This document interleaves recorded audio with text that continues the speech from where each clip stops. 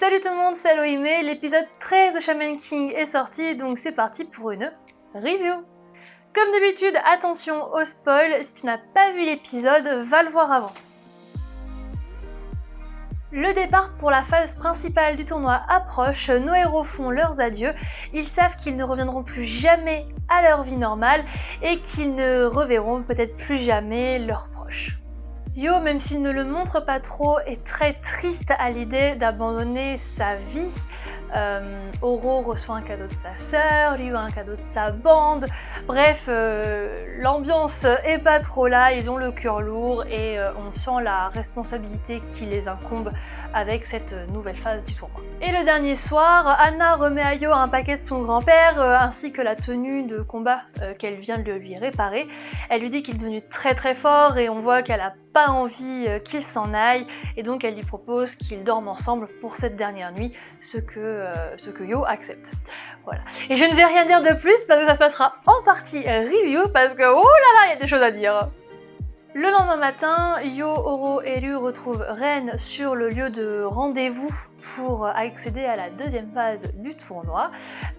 Et contrairement à ce qu'ils s'attendaient, en fait, il y a vraiment plein de chamans du monde entier et l'ambiance est plutôt à la fête.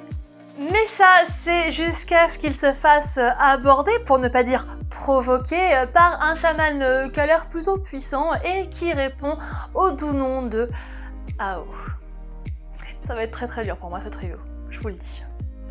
Ren répond à la provocation, la bagarre s'engage, Ao se montre nettement plus fort, mais aussi nettement mieux renseigné que nos héros. Il dit même « un roi se doit de tout savoir ». Ils se font interrompre par d'autres chamans du groupe de Ao qui en gros lui disent « Eh mon gars, c'est l'heure, ramène ta couane ». Et avant de partir, Ao dit à Yo qu'il est très important pour lui, mais qu'il a plutôt intérêt à devenir plus fort parce que là, ça va pas.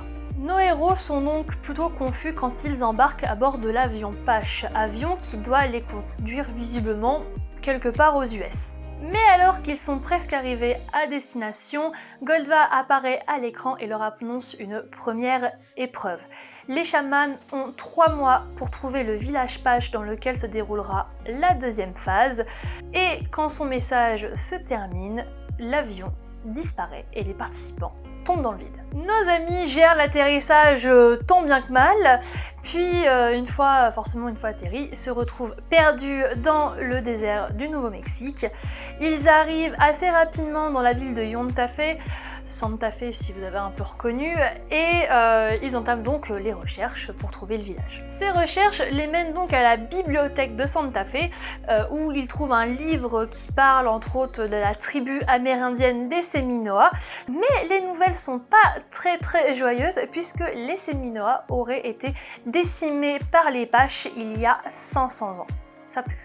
Et alors que nos héros se questionnent sur la nature démoniaque des Paches, tel que c'était décrit dans le bouquin, eh bien ils tombent justement sur une descendante des Séminoas qui est pas très chaude pour qu'ils rejoignent le village. Cette descendante s'appelle Lililala et donc elle leur fait revivre les souvenirs des guerriers Séminoas qui avaient été envoyés pour le Shaman Fight mais 500 ans auparavant.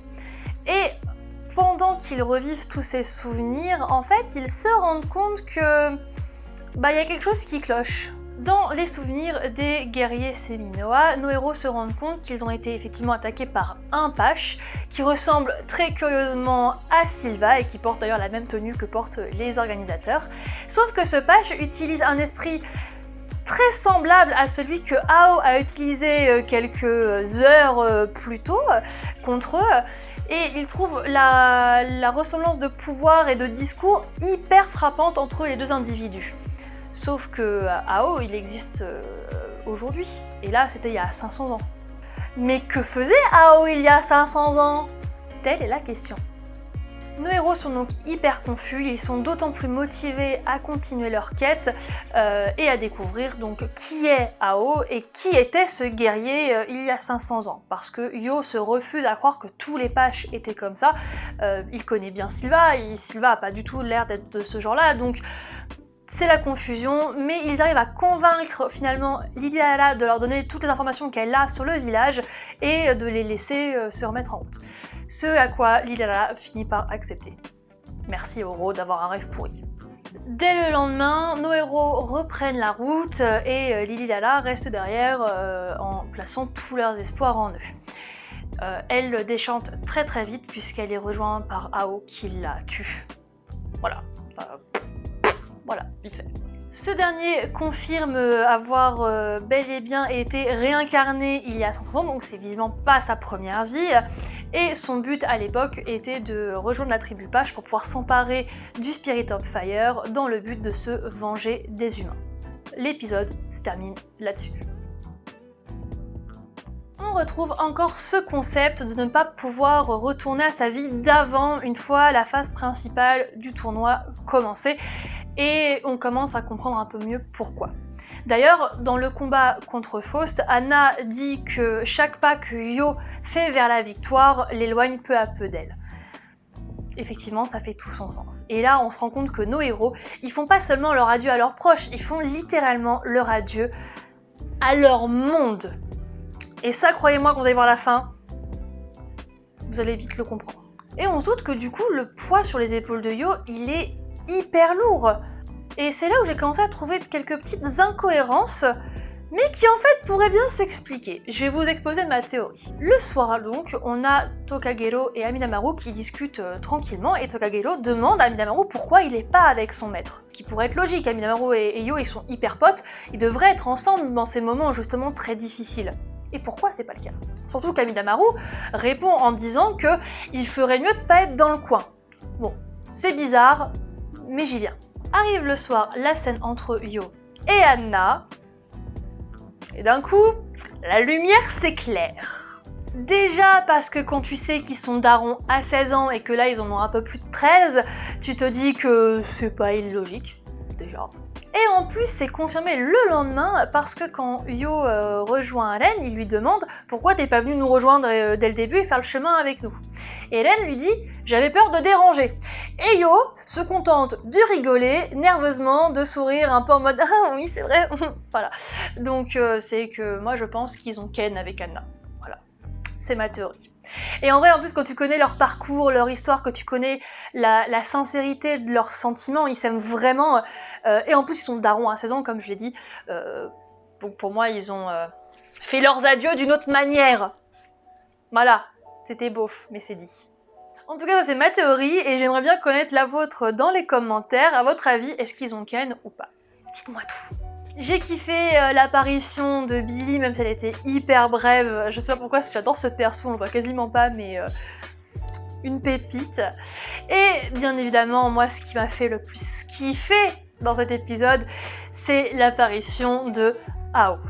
Dans cet épisode, Yo remarque que Ao ressemble un peu à Silva, mais il trouve aussi que il se ressemble un petit peu. Bien évidemment, Ao, il est très puissant, il leur fout littéralement une raclée. Et ils se rendent compte aussi que Ao, il est effectivement soit très très bien renseigné, soit il y a un truc parce que quand il dit justement un roi se doit de tout savoir, ça les fout un peu sur le cul parce que justement il sait pour Hélène, il sait pour visiblement plein de choses, pour l'avion Pache par exemple.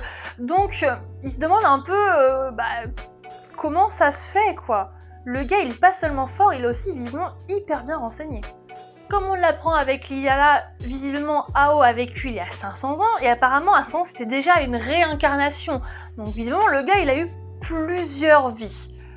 Ça doit pas être n'importe qui.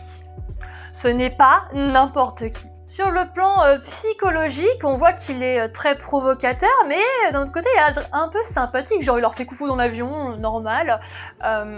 Et il faut vraiment le voir buter Liliala pour éventuellement un peu se dire ah ouais c'est un méchant. Bon, moi je le kiffe quand même, mais c'est un méchant. Visiblement, Ao il a l'air d'avoir un compte à régler avec les humains, on sait pas encore trop pourquoi, et il a pas l'air d'être non plus hyper fier d'avoir sali le nom des Paches, puisqu'il le dit à Liliala avant qu'elle meure, c'est que, ou juste après qu'elle soit morte d'ailleurs, que le seul diable parmi les Paches c'était lui. On sent qu'il y a toute une psychologie un peu complexe, il y a plein de choses qu'on ne sait pas encore et qu'on va découvrir très très très vite. Bref, le gars il est là, il est complètement au-dessus, il est ultra badass, c'est mon chouchou, Voilà. Et je suis très fière de moi de ne pas avoir passé toute cette review à jubiler. J'ai mis 3 semaines à la faire cette review tellement j'étais en mode voilà, donc soyez fiers de moi s'il vous plaît. Et là on se rend compte qu'il y a vraiment des foreshadowing de ouf, enfin moi qui connais pour le coup la fin de l'histoire, je me rends compte à quel point on t'annonce déjà dès maintenant plein de choses qui vont prendre leur sens bien évidemment qu'à la fin. On rentre aussi dans le cœur de l'histoire, donc ça devient un peu plus mature, un peu plus sombre, et ça va continuer à aller un peu dans ce sens-là, et c'est d'ailleurs ce qui fait tout le charme de Shaman King, c'est justement ce côté hyper complexe de l'histoire, donc franchement, accrochez-vous à votre siège. Et voilà, c'est la fin de cette vidéo, n'hésite pas à me donner ton avis dans les commentaires, n'oublie pas de t'abonner, quant à moi, je te dis à très bientôt pour une prochaine vidéo. Tchuss!